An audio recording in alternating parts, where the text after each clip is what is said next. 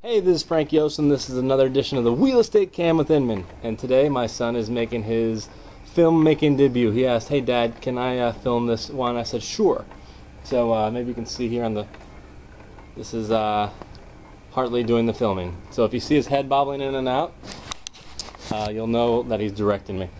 Anyhow, so today I want to talk about deficiency judgments. Oh, by the way, you can follow me on Twitter at FranklyRealty, or on my blog, blog.franklyrealty.com. And my name again is Frank Yost for Inman Real Estate Cam.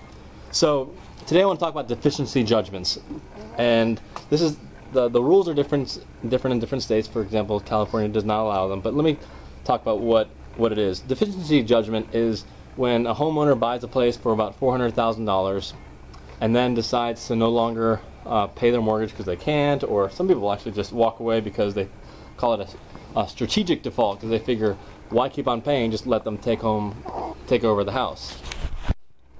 And what happens is the bank will foreclose on the property. It'll sell at the courthouse steps for $300,000, but let's say the loan was $400,000. The bank is allowed to go after that last $100,000. Now this is different in different states. For example, California does not allow the banks to go after the homeowners, but other states do. And what's happening right now is we're right now hitting that 5-year mark, the 5-year mark of the height of the market. The interesting part about the 5-year mark is that this is when the banks have up to 5 years to file suit, or I don't know the exact technicality, but they have a 5-year statute of limitations to try to get that $100,000. And once they've filed, then they actually have another 15 or 20 years to actually retrieve the money. So the reason I'm talking about this is a few reasons. One, for the homeowners that you talk to right now that are talking about, well, I'll just stop paying my mortgage because it's not worth it anymore. Well, guess what? They will, I think, they will come after you sooner or later. Some people say that the banks are gonna, turn the other cheek, but why? They have a fiduciary duty to their stockholders to maximize shareholder value. They don't have any duty to be nice and not go after you. Now, someone might say, oh, well, many people are going to file for bankruptcy and there's nothing there.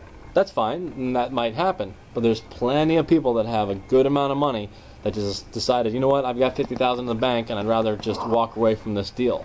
And those are the people that the bank are going to try and go after. Now, they can go after them directly, or they will hire a collection agency that will pay pennies on the dollar to try to go after these homeowners that still owe the bank $100,000. Another reason you should know about this is when you're doing a short sale. It's so easy when negotiating a short sale to leave off one sentence.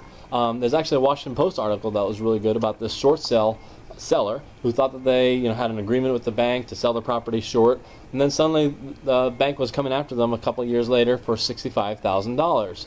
All because it wasn't negotiated properly in the short sale. A one-line statement saying that the bank will not, will release themselves from all future attempts to collect the money.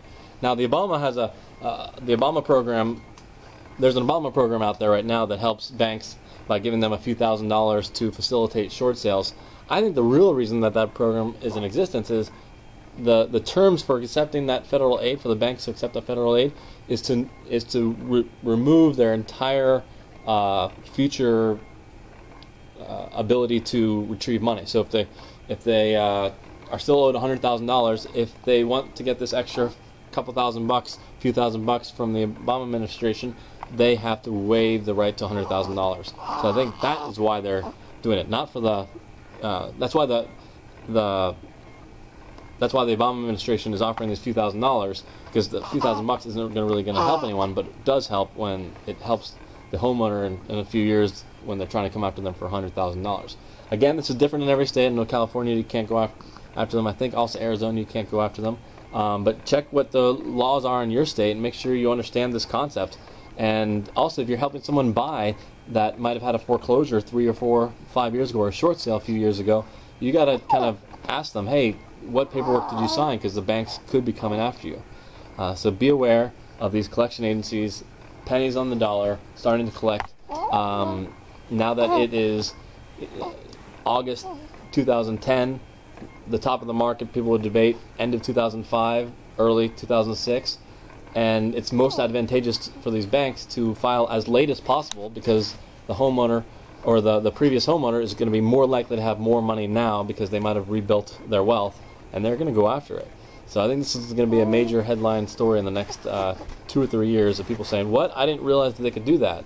And some of them are going to be going after the realtors for not advising them properly. So again, I'm Frank Yosa, and this is Hartley.